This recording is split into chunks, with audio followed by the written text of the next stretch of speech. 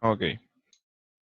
Ya, así que comenzando con este tema, organelos y estructuras celulares, parte uno. ¿Cuál es el objetivo de esta clase del día de hoy? Más que nada es describir las funciones de los organelos y las estructuras celulares. Y esto obviamente lo vamos a dividir en dos partes porque es extenso. Siempre cuando se habla de organelos es un poquito extenso. Ustedes ya, por lo menos hasta esta altura, ya conocen los nombres. Ya, y con eso ya estamos más o menos bien. También a esta altura ustedes por lo menos reconocen cuál están en una célula vegetal o cuál están en una célula animal. Eh, lo más probable es que se acuerden de todos estos nombres y algunas características. Ahora, obviamente, que si están haciendo preuniversitario, les vuelven a repasar esto y yo creo que ahí les suena muchas cosas. Pero vamos a empezar desde cero, haciendo cuenta que nunca ni un preuniversitario. Así que, primero que nada, vamos a dividir esto en estructuras celulares y en organelos. ¿Qué es lo que son las estructuras celulares? Primero que nada, una estructura celular es el modo en que están organizadas u ordenadas las partes de un todo. Eso es como el concepto de estructura en sí. Por lo tanto, son partes de las células que organizan y ordenan todo lo que carece de membrana celular y lo que rodea a esta estructura. O sea, acá podríamos decir que las estructuras celulares es lo que le va a dar la forma a la célula, lo que va a sostener organelos y también hay algunas que tienen ciertas características específicas dependiendo del tipo de célula. Y eso es lo que vamos a ir viendo. Y aparte que todo lo que no entra dentro del concepto de organelo, lo adentramos acá a lo que es una parte de una estructura. ¿Ya? Y comenzamos con la primera estructura, la pared celular. Primero que nada, tener en cuenta, la pared celular nosotros las vamos a encontrar solamente en bacterias y en plantas. Y obviamente que en parientes de las plantas, o sea, también entrarían algunas algas, ¿ya? Y se fabrica a partir del aparato de Golgi, que después vamos a ver cuál es la función de este. La principal función que tiene la pared celular es soporte, ¿ya? Dar protección. Es un límite resistente que impide la distensión de la membrana plasmática y su posible ruptura. ¿Qué significa eso? Que, por ejemplo, cuando está la célula en osmosis, esta membrana, o sea, esta pared celular ayuda a que la célula no se rompa. Ya es bastante resistente. Eh, da la característica de ser un esqueleto porque perdura después de muerta. Gracias a eso, por ejemplo, hoy en día existe la madera. Y la madera hoy en día, las tablas, lo que hacen las puertas, lo que hacen las casas, no es nada más que un cúmulo de paredes celulares muertas y que mantienen la formita de la célula. ¿Ya? Uno Eh, perfectamente, dígame. pero ¿tú sabes cuál hace la diferencia entre, por ejemplo, una madera que esté más blanda o podrida y otra que no? Ah, obviamente que, por ejemplo, si estamos hablando de maderas que ya están petrificadas, como se dice, que ya hay mucha pared celular muerta, esa va a ser mucho más dura de que una que recién está comenzando a hacer pared celular. Por ejemplo, los árboles que están grandes, los gigantes, ellos tienen muchas células petrificadas. Significa que la pared celular en algún momento se murió, pero después vino otra y esa se murió y vino otra y fue acumulando, acumulando, acumulando, acumulando. Y eso es lo que va formando primero que nada una corteza y después van creando estos distintos anillos de crecimiento, por ejemplo, en los árboles grandes. Ahora, eso se transforma en madera y esas células quedan petrificadas todavía. Y el que sea más blanda, en este caso, tiene que ver simplemente con la cantidad de capas que haya petrificadas. Pero ahora si hablamos de una sola célula, todas las células van a tener esta pared celular. Y la pared celular va a estar hecha de capas. Y estas capas pueden tener distintas características, porque por ejemplo hay algunas que están hechas de lignina, que son compuestos químicos, otras que pueden estar hechas de algún tipo de glúcido, como cercano a la celulosa, por ejemplo. La celulosa, de hecho, en sí está hecha la pared celular. Ya, y esto, Profe, ¿ah? una pregunta que no sé si sabes que es un poco tonta, pero ¿cuál es la diferencia entonces entre la membrana y entre la pared celular si ambas son como que rodean y protegen? Mira, a eso vamos a llegar porque después vamos a ver la diferencia entre la membrana y la pared. Así que Ay, espérame un poquito, ¿ya? Pero ahora, para igual ir adelantando un poquito, la pared celular es muchísimo más resistente y es muchísimo más dura que una membrana, ¿ya? Los componentes químicos que tienen son más duros en una pared. En la membrana, en la membrana es más fluido aparte también. La pared celular siempre va a ser bastante rígida. Ya. Y aquí vamos a ver la característica que tiene la membrana celular. La pared celular, por lo general, está en la parte más externa de la célula vegetal o de las bacterias, y después de eso viene la membrana celular. La membrana celular ya es mucho más fluida, porque está en contacto con agua y tiene ciertos movimientos. Y la última vez nosotros en la grabación anterior estuvimos viendo la composición de esta membrana celular, las características que tenía. Porque esta está hecha de fosfolípidos, estos fosfolípidos tienen ciertos movimientos, ya sea de rotación, de traslocación, que se van moviendo de un lado a otro, las colitas se mueven, tiene estas proteínas integrales, tiene un conjunto de proteínas, ya sea que están atravesando toda la membrana, que son las proteínas integrales, o que están por encima de la membrana, o en una de las capas, que son las proteínas periféricas. Aparte, hay carbohidratos que están sobre una proteína o sobre un glúcido, o sea, un lípido, y estas están formando el glicocálix. El glicocálix es el conjunto de la glicoproteína con el glicolípido, que tienen funciones de comunicación celular por lo general. Entre medio van a haber algunos lípidos específicos. Hay lípidos que se llaman esfingolípidos y otros que se llaman colesterol. Los esfingolípidos, ellos todavía se están descubriendo cuál es la función que tienen, pero hoy en día forman lo que se llaman balsas lipídicas. Y el colesterol tiene una función en dar fluidez a la membrana, ¿ya? Para que sea más fluida y pueda moverse mejor. O incluso a veces regular un poquito eso, que no se mueva tanto en ciertas cosas. Depende de la función y los tipos de transporte que hayan. ¿Ya? Ahora, esta membrana celular tiene varias funciones.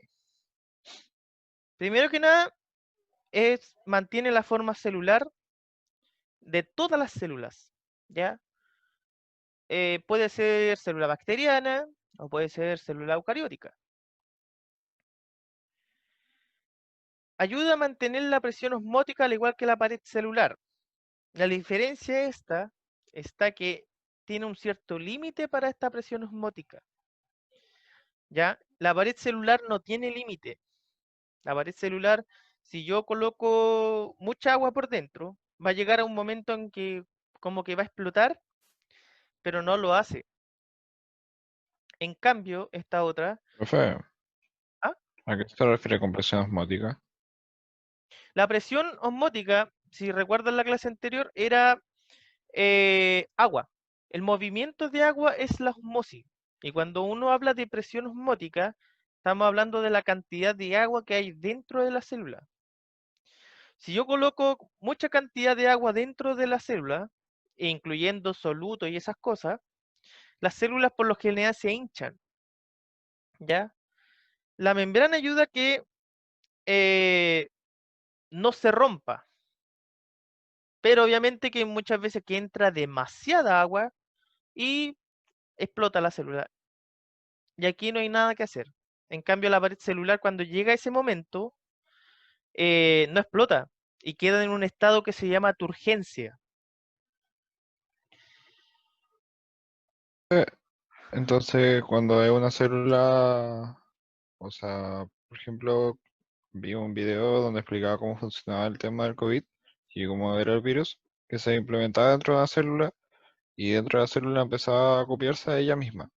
¿Ya? Y cuando la célula se daba cuenta que era un virus, se autodestruía. ¿Y eso quién regula esa autodestrucción? ¿Se podría decir? Ya. Es que ahí otro sistema que utilizan, obviamente no ocupan el agua, porque ahí estamos hablando de células del sistema inmune. Ellas por lo general tienen hartas formas de destruir a los virus o las bacterias. Hay algunas que justamente se autodestruyen y eso obviamente que es gracias a una proteína. Hay proteínas que están, en este caso, dando la información de cuándo la célula tiene que llegar a tal límite para destruir al objetivo. Y son reguladas por proteínas. Ahora la proteína siempre tienen nombres técnicos, así que a esta altura no recuerdo. Porque por lo general, tal como la proteína que hace que se detenga el crecimiento celular, por ejemplo, se llama P53. Y los otros tipos de proteínas también tienen nombres técnicos.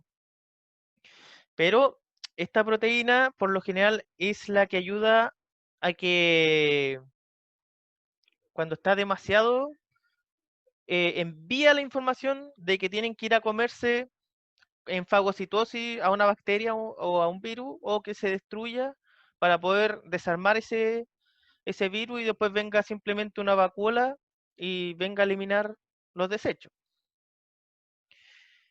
¿Ya? Profe, Dígame. ¿qué era la fagocitosis? Fagocitosis es un tipo de transporte en donde necesita, primero que nada, energía para realizarlo. Y siempre cuando hablemos de fagocitosis o endocitosis, acuérdense de un Pac-Man, ¿ya? De un Pac-Man que se come a otra cosa.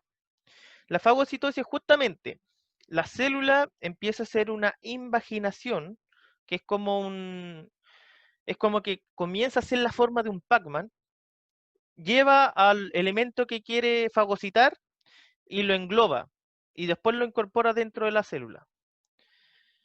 Y todo ese proceso se llama fagocitosis. Y si es el proceso contrario, ¿cierto? Es la endocitosis. ¿Se entendió? Gracias. Sí, gracias. Ya. La siguiente función de la membrana, incorporar selectivamente nutrientes del ambiente, o sea, el transporte de elementos. Elimina desechos hacia el ambiente por lo general gracias a una endocitosis. Reconocimiento y transducción de señales externas gracias al glicocálix. Profe, Ajá. la eliminación de desechos, ¿por qué no se daba por la exocitosis? Si eso igual, la exocitosis supuestamente desechaba y lo que había Eso. entendido yo, que la endocitosis era lo que incorporaba. Ah, y Entonces, de hecho anteriormente lo dijo al revés. sí, lo dijo como endocitosis. Ya. Endocitosis incorpora, exocitosis libera. Elimina desechos. Yo puedo eliminar desechos hacia afuera de la célula por exocitosis. Y por endocitosis, de hecho, igual puedo eliminarlo, pero cuando están trabajando, en este caso, vacuolas con enzimas digestivas. ¿Ya? Que esa es otra forma de eliminar desechos de la célula. Las vacuolas con enzima digestiva, ellas por endocitosis, ¿cierto? Pueden ingresar cosas que están atacando al lado fuera de la célula, la pueden incorporar y eliminar. O por fagocitosis también lo pueden hacer. Así que también podríamos decir que tenemos los tres tipos para eliminar desechos. Por eso vamos a ir viendo después paso a paso qué hace cada uno de estos organelos. La membrana celular también hace catálisis de ciertas reacciones llevadas a cabo por proteínas de membranas especializadas. No sé si alguien recuerda o sabe el concepto de catálisis. ¿Destruye o no? ¿No era, No. o era lo que hace, algo que hace que pase otra cosa? Ya, ahí te estaba acordando, no sé por qué, pero te estaba acordando de Era, metabolismo. era algo de la velocidad, Chuta. si no me equivoco. Esta es, justamente. En este caso, cuando hablamos de catálisis, estamos hablando de un proceso que aumenta la velocidad de la reacción química. ¿Ya? Ahora, cuando hablamos nosotros de metabolismo, cuando hablamos de catabolismo, ahí estamos hablando de la ruptura. Ah. Catabolismo. En este caso, cuando hablamos de catálisis, estamos hablando de justamente la variación de la velocidad de una reacción química.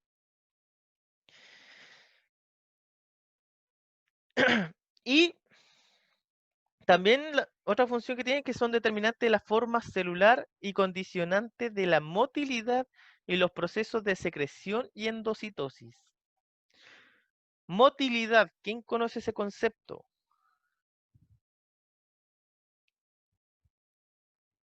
No tiene que ver con el movimiento. Tiene que ver con el movimiento, justamente. Tiene que ver con el movimiento de cosas, pero obviamente que en respuesta ante un estímulo. ¿Ya? Por ejemplo, cuando dicen la motilidad del aparato digestivo. Los músculos del aparato digestivo en ese momento, por ejemplo, si está ingresando alimento, están reaccionando, en este caso, a el estímulo que era el alimento, y esa motilidad ayuda a mover, ¿cierto?, los músculos para que el alimento pase hacia el estómago. Ahora en las células también ocurre a nivel de membrana celular.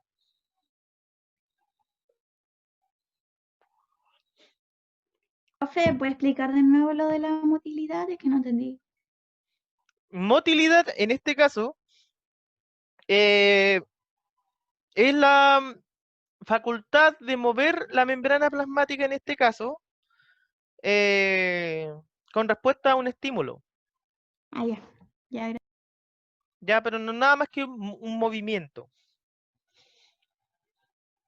Ahora, la membrana plasmática se organiza como un modelo de mosaico fluido que era el que habíamos visto en la imagen. Ya, este mosaico fluido está compuesto principalmente por proteínas, después vienen cantidad lípido y después en glúcido. Las proteínas habíamos dicho que hay de dos tipos, las integrales y las periféricas. Integrales son las que traspasan la doble membrana, las periféricas son las que van a estar ya sea abajo o arriba, pero en una sola capa. Las funciones que tienen estas proteínas, en conjunto con los glúcidos, es transporte y comunicación. ¿Ya? Los glúcidos ahí en ese sentido ayudan como receptores para ciertas sustancias y los glúcidos también ayudan a la comunicación. Los lípidos, vamos a tener fosfolípidos, colesterol y los glucolípidos, ya que hay varios tipos. Todos ellos van a formar una bicapa lipídica, ¿ya? Y que funciona como una barrera semipermeable. ¿Por qué es semipermeable? Porque es selectivo. Yo no dejo entrar cualquier cosa a la célula, sino que voy eligiendo qué cosa entra y qué cosa sale. Los glúcidos que están asociados a los fosfolípidos se llaman glucolípidos. Los que están asociados a las proteínas se llaman glucoproteínas. En su conjunto, estos forman el glucocálix o el glicocálix. Pueden aparecer con los dos nombres. ¿Ya? Glicocálix por lo general le dicen en España. Ustedes saben que los españoles siempre cambian las cosas. y están ubicados generalmente en la parte externa de la membrana. Obviamente dicen que está otorgando asimetría. ¿Por qué una asimetría? Porque la membrana plasmática, cuando una célula la vemos, por lo general nunca es tan redondita como las dibujan. Si ustedes algún día tuvieron la oportunidad de ver una célula en microscopio, se fueron dando cuenta que las únicas células que eran medias simétricas eran las de las vegetales. Y es gracias a la pared celular que tenían esa forma. Pero si ven una célula de algo vivo, por lo general no son tan redonditas, a excepción de los glóbulos rojos, por la función que cumplen. Y el glicocálix, por lo general le dicen que es la huella digital de cada célula. ¿Qué quiere decir eso? Que cada célula tiene su propio glicocálix y es distinto a las de otras células.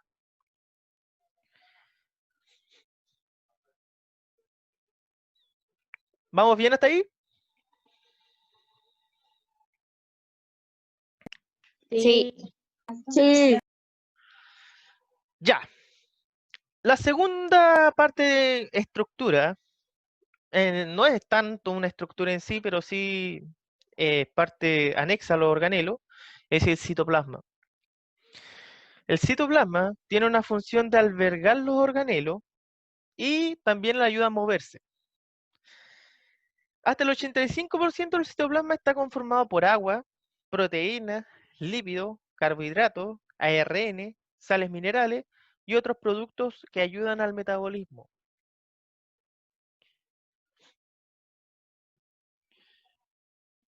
Ahora ellos, no sé si en algún momento ustedes han escuchado esos tres conceptos: protoplasma, citoplasma y citosol. Porque son tres conceptos distintos y que muchas veces los confunden. Siempre, no sé por qué, cuando están hablando de citosol dicen, ah, pero eso es lo mismo que el citoplasma. Pero tienen diferencias. ¿Cuáles son? Las siguientes.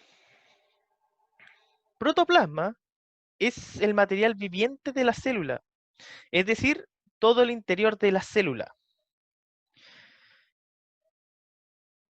Cuando hablamos de citoplasma, es una solución ubicada en el interior de la membrana de una célula, en la sustancia gelatinosa compuesta principalmente por agua, sales y proteínas, donde encontramos a los organelos. Y cuando hablamos de citosol o hialoplasma o matriz citoplasmática, tiene esos tres nombres, es el líquido que se localiza dentro de la célula. Ahora, ¿se pudieron dar la diferencia de cuáles son las tres características que tienen estas? Pero bueno, caché la diferencia entre citoplasma y citosol. No, porque igual está un poquito compleja entenderla. Porque protoplasma es como todo lo que está adentro de la célula. Ya, hablando de una forma muy general, la materia viviente que hay dentro de la célula. Citoplasma es la solución acuosa más, eh, más la cantidad de organelo y cosas que anden dando vueltas por ahí. ¿Ya? En cambio, un citosol es cuando yo me estoy refiriendo solamente al agua, al líquido que está ahí. O sea, citoplasma yo es como que estoy abarcando la agüita, pero a eso también le estoy abarcando el ARN que estaba por ahí.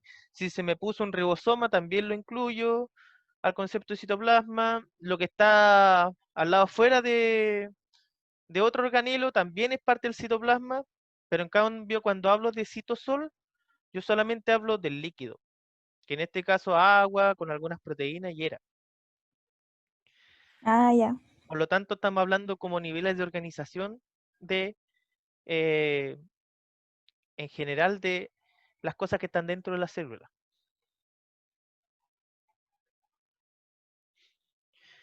Y obviamente, Profe, esos tres conceptos van dentro de los organelos. esos tres conceptos todavía estamos diciendo que es parte de estructura. Ya, todavía no hemos hablado de organelo. Todavía no. Al igual que esta es una estructura. el citoesqueleto. Y esto sí se tienen que haber acordado al escuchar el nombre. El citoesqueleto no es nada más que un entramado tridimensional de proteína que provee el soporte interno para las células. Si ustedes se pueden fijar en la imagen, es como una telaraña, ¿ya? Y esa telaraña lo que hace es mantener una forma y aparte hace que los organelos, por ejemplo, no se muevan para todos lados. Porque ustedes saben que están en un medio acuoso. Si yo coloco una mitocondria, por ejemplo, y no la soporto en nada, la mitocondria andaría dando vueltas para todos lados y ¡guau, guau! En cambio acá el citoesqueleto le permite solamente la movilidad justa y necesaria. Y obviamente que hay tres tipos dependiendo de la función que hacen las células, las características que tenga la célula. Y la mayoría tienen los tres, pero puede que haya más de uno, más del otro. Y estos citoesqueletos vamos a tener los que se llaman microfilamentos, los filamentos intermedios y los microtúbulos. ¿Cuál es la diferencia entre ellos? Primero que nada, si lo vemos visualmente, eh, el grosor. El grosor, automáticamente. Los microtúbulos son mucho más gruesos que un filamento intermedio y los filamentos intermedios son mucho más gruesos que un microfilamento. Y de hecho ahí van los nombres. Microfilamento porque es más delgadito. Profe, pero de qué depende eso? ¿De qué depende esto? Esto depende más que nada la composición química que tienen ellos. Una, esa cosa. Segundo, la función que están haciendo en ese momento. Por ejemplo, el microtúbulo es realmente el que da el mayor soporte. Eso es como si nosotros estuviéramos construyendo una casa, los microtúbulos vendrían siendo como la base de la casa. Los filamentos intermedios, si estamos armando una casa, estarían siendo como la parte de las paredes. Y lo otro, los microfilamentos, estaría siendo para los detalles. Y la célula exactamente pasa algo similar. Ahora, los microfilamentos van a estar hechos de monómeros de actina. Los filamentos intermedios están hechos en este caso de subunidades fibrosas, ¿ya? Y en este caso, ahí habría que entrar a caracterizar, cada célula tiene subunidades fibrosas distintas, pero en general así se le dice. Y los microtúbulos, por lo general van a tener dímeros de tubulina. Y esto, la tubulina en este caso, que también es un elemento químico, hay de dos tipos. Y en este caso, uno que es beta y otro que es alfa. Estas proteínas, las tubulinas, son proteínas por si acaso, se van juntando una beta con una alfa, pero a medida que van dando vuelta, va quedando una línea de beta, otra línea de alfa, otra línea beta, y así como está en el dibujo. Y de esa forma van dando una estructura y soporte más rígido. Por tanto, por ejemplo, si yo tengo una célula muscular, yo voy a tener en este caso monómeros de actina. ¿Por qué? Porque los monómeros de actina son más flexibles. Si yo tengo una célula normal somática, por lo general voy a tener más cantidad de filamento intermedio. Y si yo tengo una célula como la de los huesos, por lo general van a haber más cantidades de microtúbulos. De eso va a depender la cantidad de citoesqueleto que haya en distintas células. De la función que vayan a cumplir, ¿cierto? Pero en general todas las células tienen de los tres tipos. Solamente que en alguna puede haber más de una cantidad o menos de un tipo.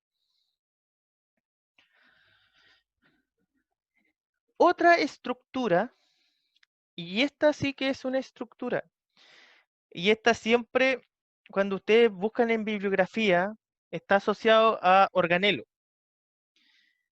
pero en realidad no es un organelo, ¿ya? Los organelos, por lo general, ¿cómo los puedo diferenciar? Porque tienen una membrana plasmática, ¿ya? Ya la membrana plasmática puede ser dando una formita como una célula en sí, o puede ser como dobleces, como el aparato de Golgi.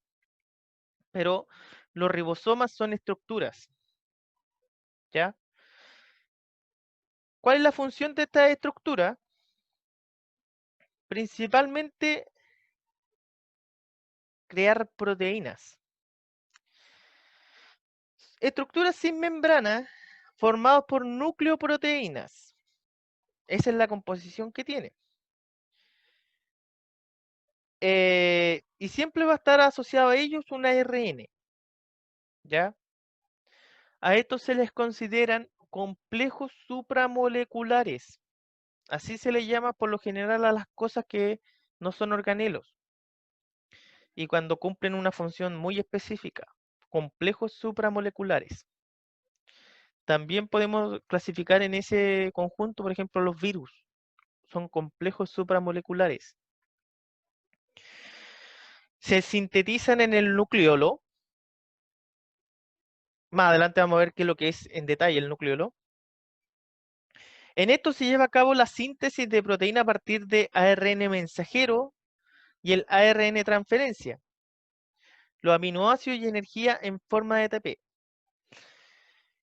La última parte me dice que los ribosomas hacen proteínas gracias al ARN. Pero el ARN tiene la función, en este caso, una de enviar un mensaje y otra de transcribir el mensaje que viene de un ADN. Y esto es lo que hoy en día conocen como el dogma de la biología celular. El ADN en algún momento se duplica o se replica. Ese ADN que está recién replicado envía información a un ARN mensajero. Ese ARN mensajero le envía información a una ARN transferencia y el ARN transferencia es el que codifica y da la información al ribosoma y de esa forma van creando las proteínas. Y van creando las proteínas que necesita la célula para crear todas sus funciones. Ya que la célula, en realidad, la forma de funcionar es a través de proteínas. Proteínas que se unen después a hacer una función específica, proteínas que se forman en parte de una membrana, o proteínas que se transforman en enzimas y ayudan a las reacciones químicas de la célula. ¿Ya? Y por lo general, estos ribosomas están hechos de dos partes. ¿Ya? Una parte superior y una parte inferior, que ambas le dicen subunidades y obviamente tienen distintas letras. Y entre medio de esas dos subunidades va pasando, en este caso, una hebra de ARN transferencia, que es la que trae la información del ADN, y ella va creando los aminoácidos que los va juntando con otros y van creando las proteínas. ¿Dónde se encuentran estos ribosomas? Asociados o sueltos. Los puedo encontrar sueltos, por ejemplo, en las bacterias. En las células eucarióticas también las puedo encontrar sueltas, pero en las eucarióticas yo también las puedo encontrar asociados al retículo endoplasmático rugoso. Y vamos a ver cuáles son las características de los retículos.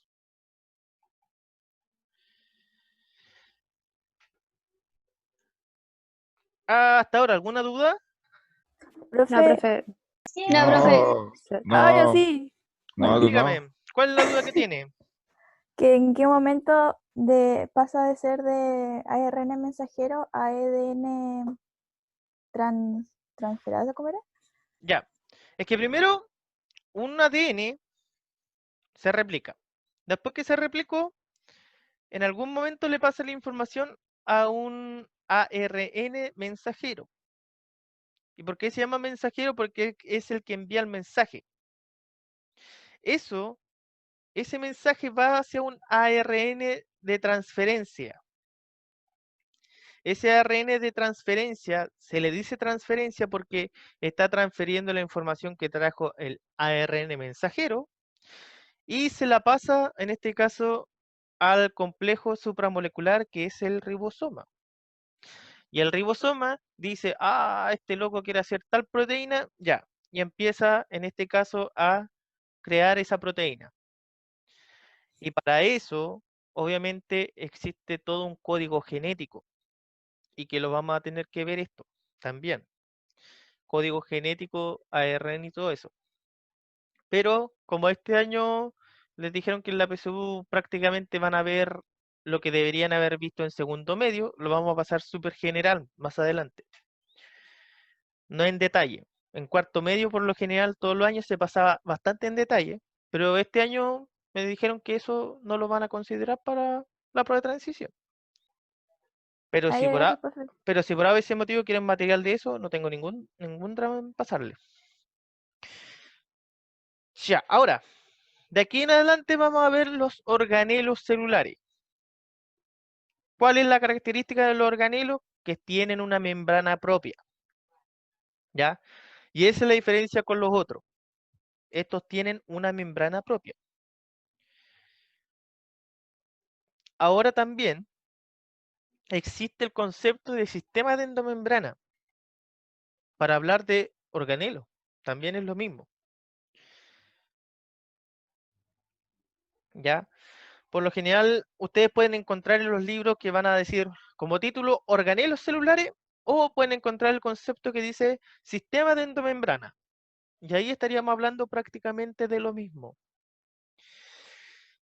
El nombre de sistema endomembrana significa que son membranas que están dentro de otra membrana. ¿Cuál es la membrana externa? La membrana celular, la que forma la célula. Y dentro de esa membrana hay organelos que tienen membrana. Y aquí vamos a tener como componente el retículo endoplásmico, el aparato de Golgi, los lisosomas, vacuolas, vesículas y hay otros que faltan aquí en este listado. Partamos por los lisosomas. El lisosoma, ya sabemos que tiene una membrana, ¿ya? Son partículas limitadas por membrana que contienen enzimas hidrolíticas activas a pH ácido. O sea, en otras palabras, tienen dentro de eso tienen proteínas, porque todas las enzimas son proteínas. El que se diga que sea hidrolítica, cuando salga el concepto hidrolítico, quiere decir que tiene un pH alto. En este caso es ácido. ¿Y por qué necesita que sea ácido? Porque ahí van a llegar ciertas sustancias y obviamente va a tener una digestión intracelular ahí para poder eliminar esas sustancias biológicas. Por lo tanto, dice que forman parte de un sistema de digestión intracelular que puede actuar sobre las sustancias biológicas por las enzimas que contienen.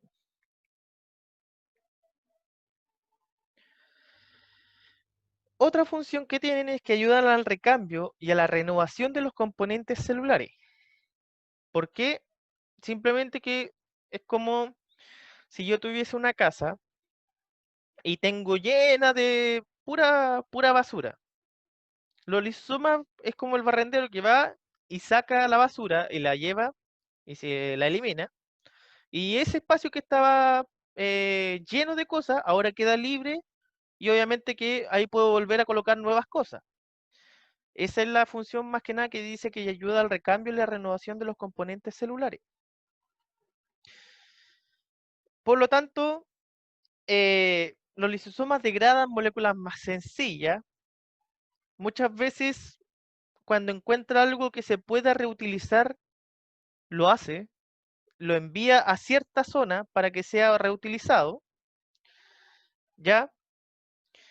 Y por lo general elimina estos productos de desecho a partir de una exocitosis, o sea, en algún momento esto se encapsula y lo lleva hasta la membrana plasmática superior y la elimina hacia afuera, o va y le dice a una vacuola, oye, vacuola, ayúdame, y la vacuola va y cierto recibe, en este caso, los componentes celulares que quería eliminar, y después vuelve a hacer su trabajo.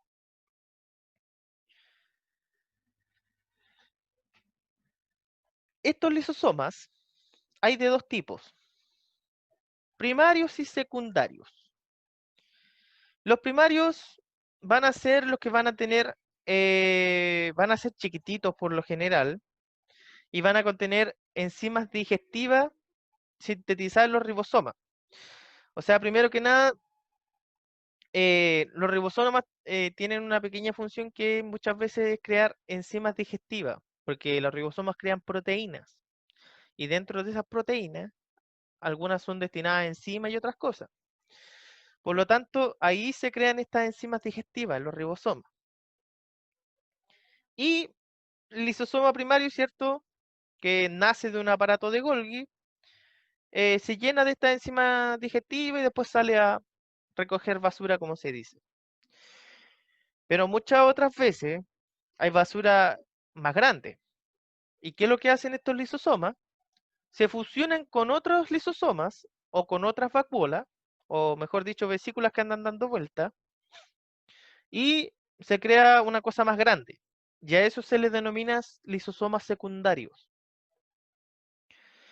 Y estos lisosomas eliminan a través de una autofagia o de una heterofagia. Autofagia es cuando eliminan sus propios desechos. Y heterofagia digiere los desechos desde fuera de la célula.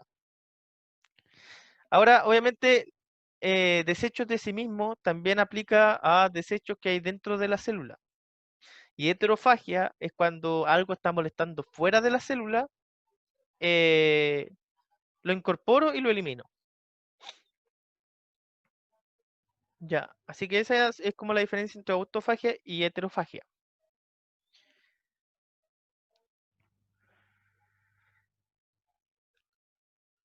Luego viene el retículo endoplásmico o endoplasmático.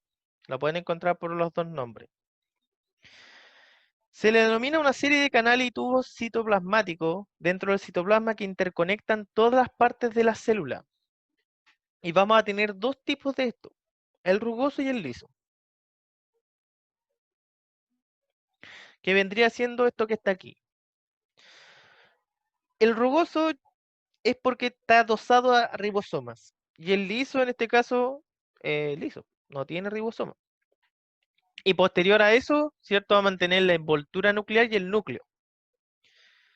¿Y por qué está cerca del núcleo en este caso? Porque ahí se va recibiendo la información de este dogma de la biología que les decía antes. Porque en el núcleo es donde se encuentra el material genético.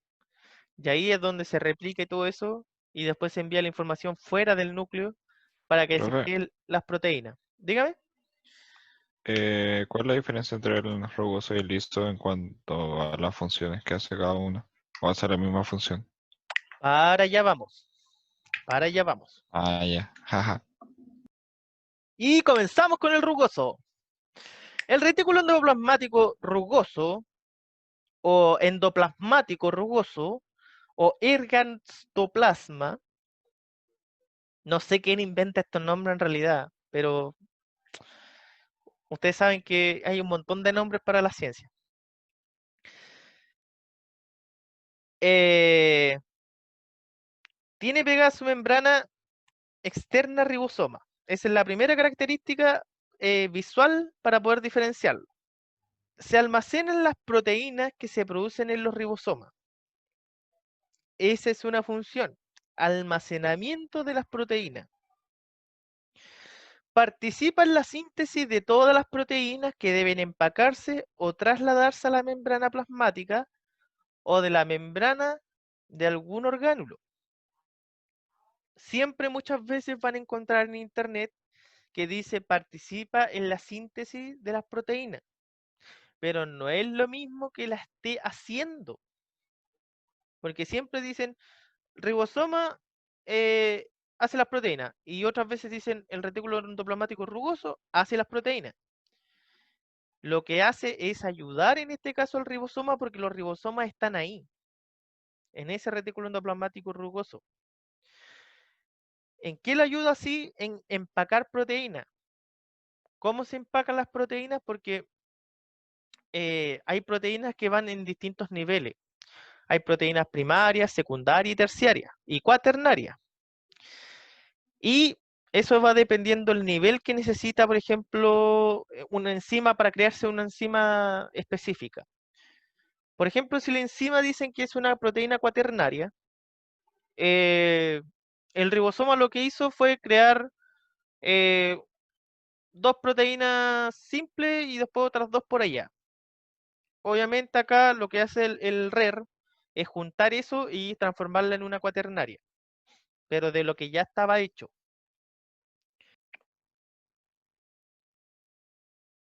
Ahora, el retículo endoplasmático liso es completamente distinta a la función que hace.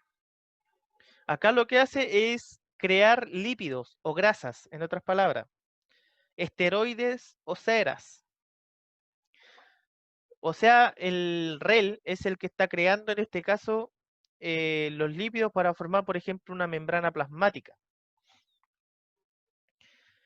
Este retículo también, como otra función, se encuentra la enzima glucosa 6-fosfatasa, encargada de catalizar el paso de glucosa 6-fosfato a glucosa. Por tanto, participa en lo que se llama la gluconeogénesis. Y mi pregunta es, ¿alguien se acuerda de la gluconeogénesis? No. ¡Excelente! Porque acuérdense que ustedes en segundo medio estuvieron viendo glucogénesis, ¿cierto? Gluconeogénesis. Uy, que el año pasado también lo estuvimos viendo un poquito en el lectivo, sí. La gluconeogénesis, en este caso, es parte de una ruta metabólica que en este caso no necesita aire, ¿ya? Pero Profe, forma creo glucosa, de lo ¿ya? único que me acuerdo es glucagón. Ya, en este caso, la glucogénesis es el que crea el glucagón. La gluconeogénesis es el que crea la glucosa. Y la glucosa es un azúcar. ¿Ya? Ahí hay una diferencia entre gluconeogénesis y glucogénesis. ¿Y glucólisis? Y la ¿La que degrada o glucólisis, no? en este caso, los que terminan en lisis siempre son degradaciones. ¿Ya? Así que sí. La glucólisis en este caso ayuda a, en otras palabras, oxidar la glucosa y transformarla en otro elemento. Así que puede estar esa partecita ahí. Profe, ¿qué era catalizar? Catalizar en este caso es ayudar a una reacción química, ¿ya? Para acelerarla. Gracias. Ahora, este retículo endoplasmático liso también lo podemos llamar retículo sarcoplasmático. Ese es en el caso de que esté en un músculo estriado. Los músculos estriados son, por ejemplo, los que tenemos en nuestros brazos o nuestras piernas. Ahí tiene otra función, porque poseen bombas de calcio y regula su captación y liberación. O sea, el papel es mediar la contracción y relajación muscular en estos tipos de músculos. O sea, el que yo pueda mover mis músculos, ¿cierto? Que se relajen y se contraigan, es gracias al retículo endoplasmático liso. Pero como está en el músculo, se le llama retículo sarcoplasmático. Y también está el retículo endoplasmático liso, pero de las células que hay en el hígado. Esas tienen otra función, aparte de las anteriores, participa en reacciones de detoxificación para eliminar del organismo compuestos tóxicos o drogas.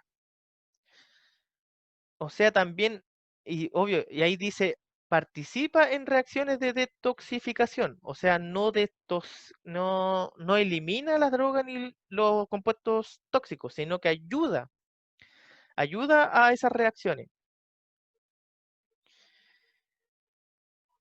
Profe, o sea, no entendí, o sea, que hay de esos dos tipos de retículo endoplasmático liso.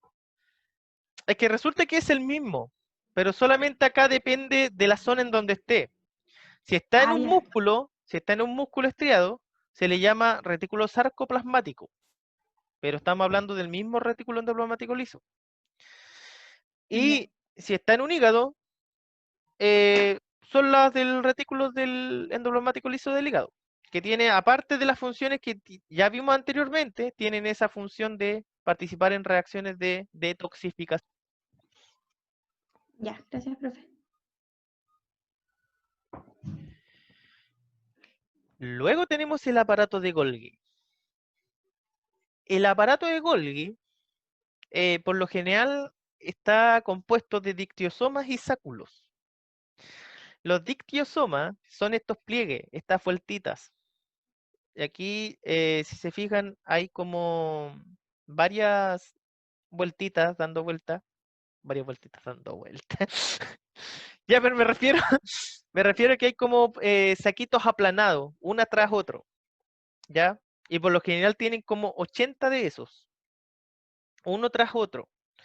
Y los sáculos, en este caso, viene siendo solamente una de esas vueltitas. Una sola de esas vueltitas. Y de eso hay como 40 o 60. Y van formando las caras que se le llaman cis por un lado, y por el otro lado se le llama la región trans. Y lo que está intermedio se llama región media.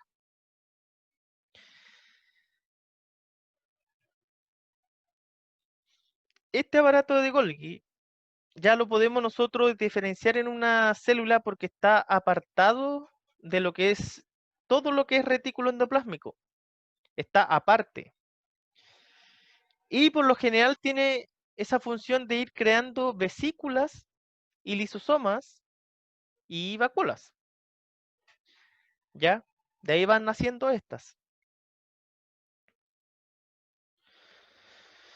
Pero la principal función que tiene es crear carbohidratos, como los polisacáridos que forma el mucus en general, hasta el nasal.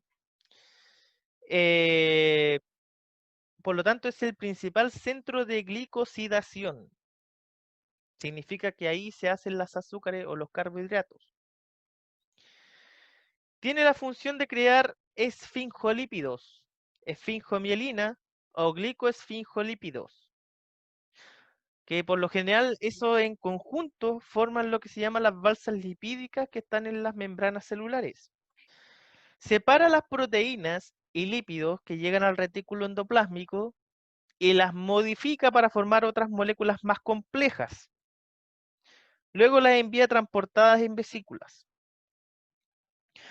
O sea, el aparato de Golgi, aparte muchas veces le llegan una proteína, le llega un lípido, y por ejemplo dice, vamos a sacar una parte de esta proteína, la vamos a juntar con este azúcar, y coloquemos un lípido y se transforma en tal elemento. Y una vez que la tenga lista, aparte las envía en un transporte de vesícula y llega a su destino. Y otra función que tiene es un centro de almacenamiento de calcio.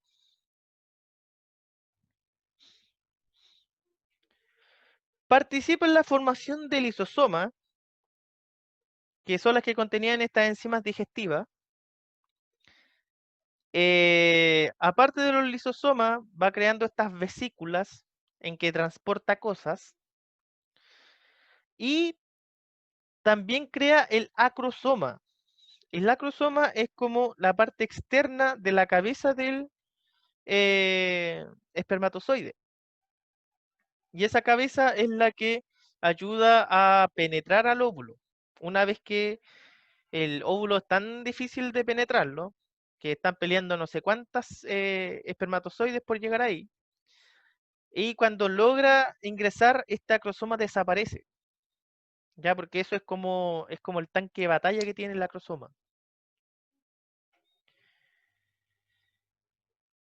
Ya. Hasta ahora, ¿dudas, consultas? No. No. Porque igual es bastante complejo entender estas cosas. No. ¿Ya? Veamos estas preguntas. En un experimento se marcaron radiactivamente varios aminoácidos, los que fueran administrados en un cultivo celular. Luego de un tiempo, se encontrará marca en la membrana plasmática, los cromosomas o el retículo endoplasmático liso. ¿Cuál de esas alternativas creen que es? ¿Quién me puede responder? ¿Qué me dice Seba? La D. La D. Sí. La A. Ya, están entre la D y la A. Sí.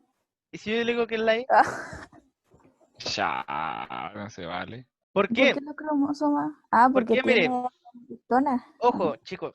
Dice, en un experimento se marcaron reactivamente varios aminoácidos. ¿Qué es lo que hacen los aminoácidos?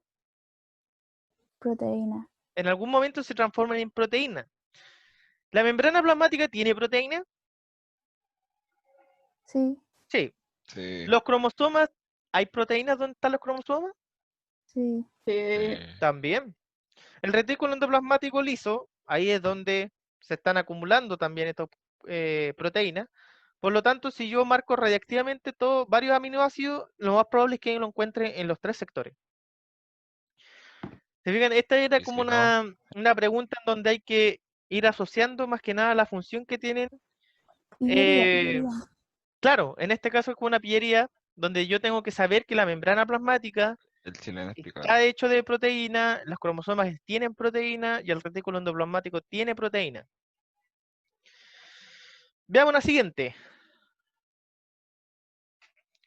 Las células que tienen muy desarrollados el retículo endoplasmático rugoso son aquellas que sintetizan insulina, colesterol, triglicéridos y testosterona.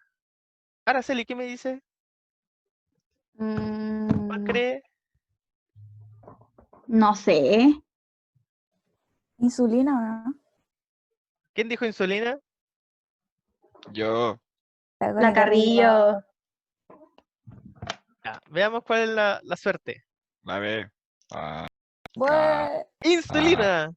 Pero la pregunta es, ¿por qué me dijo la insulina?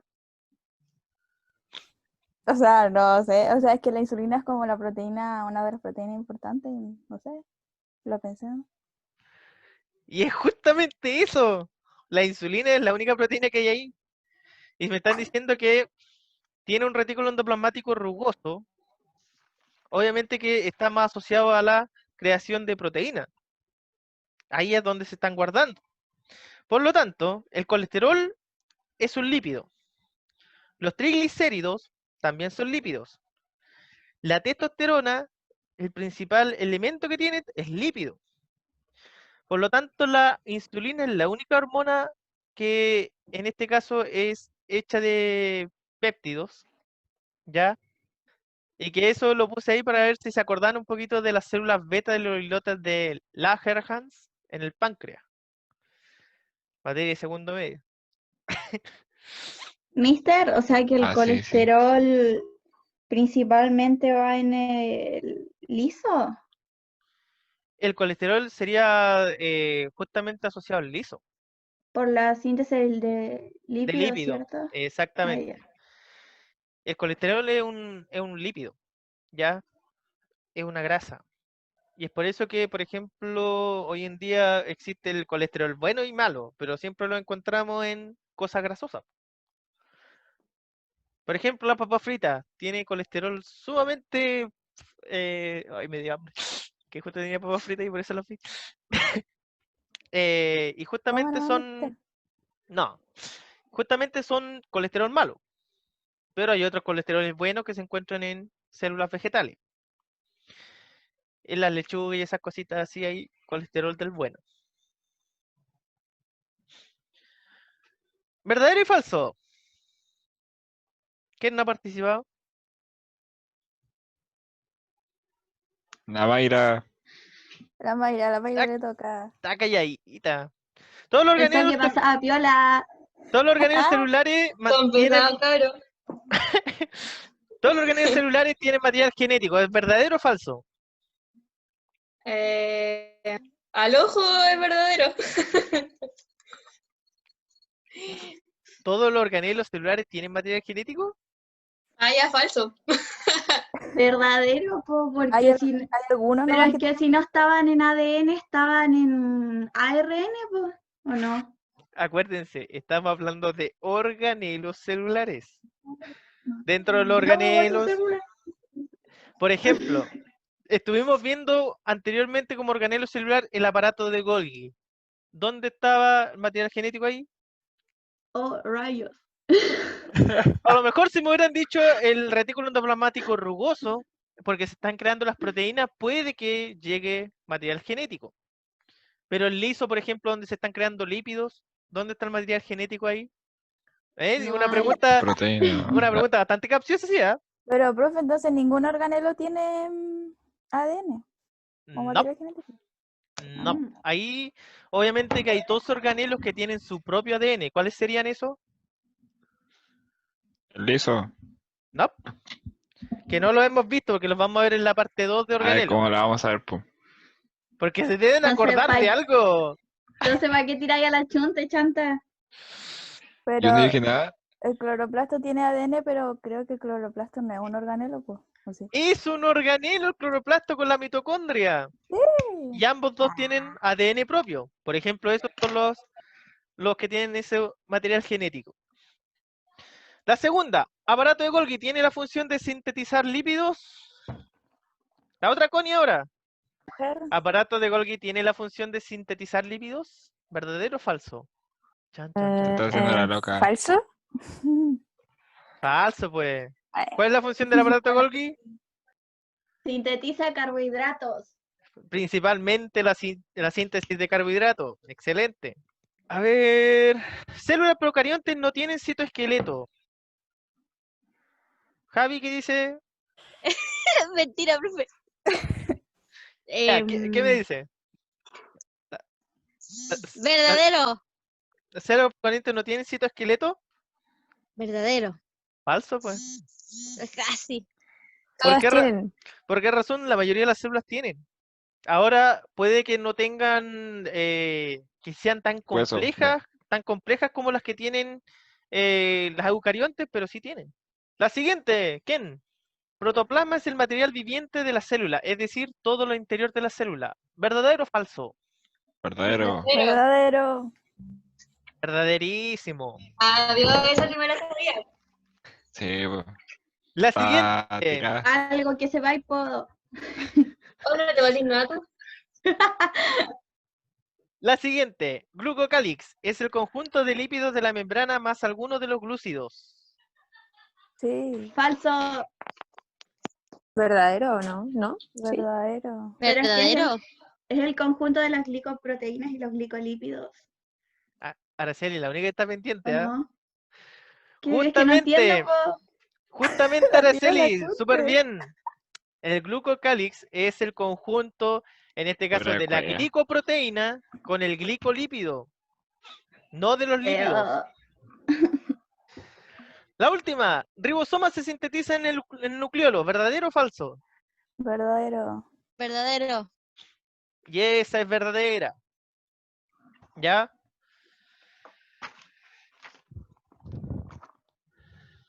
Ya, Somos todos unos crack, profe. hasta ahora, duda o consultas con esa parte, porque estuvimos viendo hasta ahora la mitad de los organelos, ¿ya? Organelos, de los organelos estuvimos viendo el aparato de Golgi, estuvimos viendo los lisosomas. ¿Cuál otro estuvimos viendo? ¿Organelo? Ver. ¿Los retículos endoplasmáticos? Los retículos endoplasmáticos, el liso y el rugoso. Y estuvimos viendo estructuras. ¿Cuáles eran las estructuras? Ribosoma. Citoplasma, Los citoesqueleto, ribosomas, citoplasma, La citoesqueleto. membrana. Los pared citoesqueletos que celular. tenían, eran de tres tipos. ¿Cuáles eran esos tres tipos? Microfilamento, filamento intermedio y microtúbulo. El Y piso, las microtúbulos. paredes y los detalles de la casa. No, ese era el ejemplo. No, ese era el ejemplo. ¿Ya? Y también estuvimos viendo la diferencia entre citoplasma y otras dos cosas. ¿Cuáles eran las otras dos cosas? La pared Los sol- celular y la membrana plasmática. No, No, el el linfo y el rugoso. Espérate, ¿qué? ¿Qué protoplasma y cosa? el citosol. Protoplasma, citosol, ¿cierto? Ah, Y obviamente ahí ya también está diciendo diferencia entre la pared celular y membrana celular. ¿Cuál es la principal diferencia entre una y la otra? Una pared es más este- dura. externa y externa. otra interna. Ya, una es Eso. más externa que la otra. ¿Cuál otra cosa? Que la pared celular es más rígida, más dura. Es más dura, ¿cierto? Ahora, ¿todas las células tienen membrana celular? Sí. Sí. Sí, pues. Sí. Ahora es distinto si yo digo, ¿todas las células tienen pared celular? No. No. ¿Cuáles son las que tienen esta pared celular? Bacterias, plantas y bacterias y las algas. Las bacterias, ¿cierto? Y las células de las plantas. Y también de algunas algas. Y también de los hongos. De algunos. Hay otros que no tienen, pero la mayoría. ¿Ya? Así que esta es la primera parte de Ahora, se me lo bugueó. que era biología de los organelos. Después viene la segunda parte, donde después nos vamos a detener un poco más en lo que son los mitocondrias y los cloroplastos. ¿Ya? O sea, ahí vamos a pasar lo que vimos un poquito el año pasado con las rutas metabólicas también. ¿Se acuerdan de eso? Profe, nadie pescó ni primero ni segundo medio. No, profe, pero tengo todas las guías. Pero como- Pero como- Oye, y